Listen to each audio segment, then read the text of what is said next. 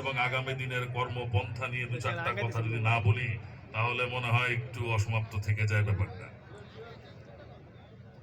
আমরা দীর্ঘ 17 বছর একটি স্বৈরাচার ফ্যাসিস্ট একটি একদলীয় শাসন ব্যবস্থার মধ্যে দিয়ে, একটি এক ব্যক্তির শাসন ব্যবস্থার মধ্যে দিয়ে, একটি ডাইনি রাক্ষসীর শাসন ব্যবস্থার মধ্যে দিয়ে আমরা আমাদের দিন অতিবাহিত করেছি।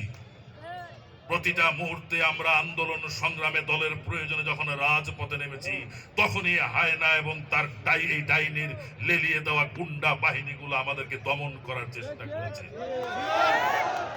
কিন্তু তারা বুঝতে পারেনি আমরা শহীদ রাষ্ট্রপতি জিয়াউর রহমানের আদর্শ বুকে ধারণ করি। আমাদেরকে নিশ্চিহ্ন করা এত সহজ নয়।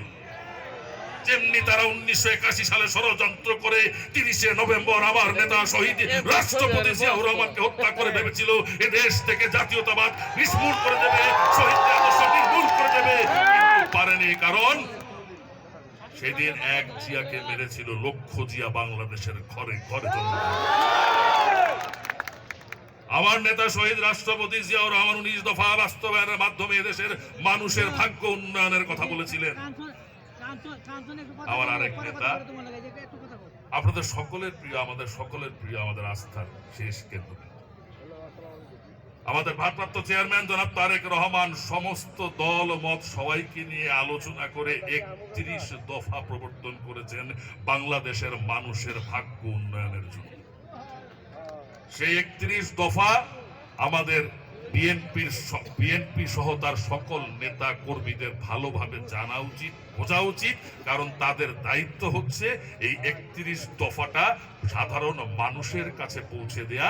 31 দফার সুফল কি সেটা তাদের বোঝানো।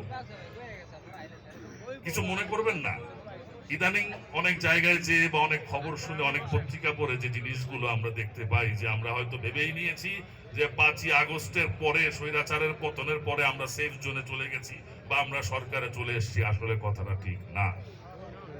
আমাদের এখনো অনেক দূর পথ পাড়ি দিতে হবে, সামনে হয়তো আমাদের বাধা আরো কঠিন হতে পারে। তাই বাংলাদেশ জাতীয়তাবাদী দল সহ তার অঙ্গ সংগঠনের সমস্ত পর্যায়ের নেতা কর্মীদের ঐক্যবদ্ধ হয়ে এই পতিত স্বৈরাচারের ষড়যন্ত্রকে মোকাবেলা করার জন্য আবারও রাজপথেই থাকতে হবে। আমাদেরকে মনে রাখতে হবে যে এদেশের জনগণই হচ্ছে আমাদের মূল শক্তি। তাই